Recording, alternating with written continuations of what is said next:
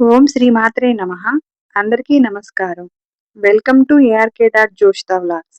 ఈరోజు వీడియోలో మనం 2026 సంవత్సరంలో ఉగాది పండుగ ఎప్పుడు వస్తుంది మరియు ఉగాది పండుగ విశిష్టత ఆ వివరాలు తెలుసుకుందాం. ఉగాది పండుగ ఈ సంవత్సరం అనగా 2026 19 మార్చ్ గురువారం నాడు జరుపుకుంటారు. ఉగాది పండుగని తెలుగు నూతన సంవత్సరంగా పిలుచుకుంటాము. 2026 ఉగాది పండుగ రోజున శ్రీ పరాభవ నామ సంవత్సరం మొదలవుతుంది. ఈ చక్రం 60 సంవత్సరాలను కలిగి ఉంటుంది.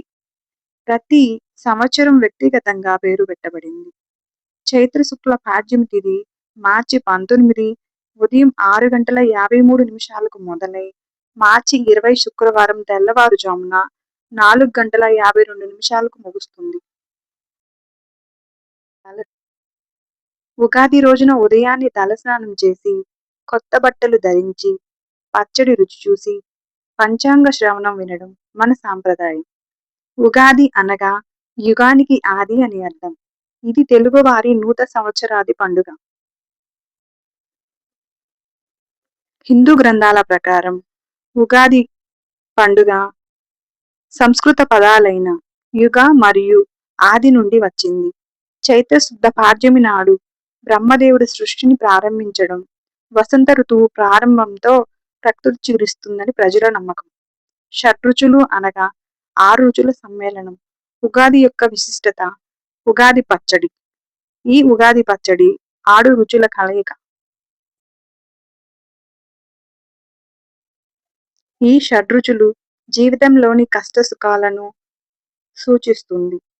వేప పువ్వు చేదు మరియు బాధని, బెల్లం తీపి సంతోషాన్ని, చింతపండు పులుపు విరక్తిని, ఉప్పు ఆసక్తిని, మామిడి వగరు కొత్త సవాళ్లను, కారం మనలోని కోపాన్ని తెలియజేస్తుంది.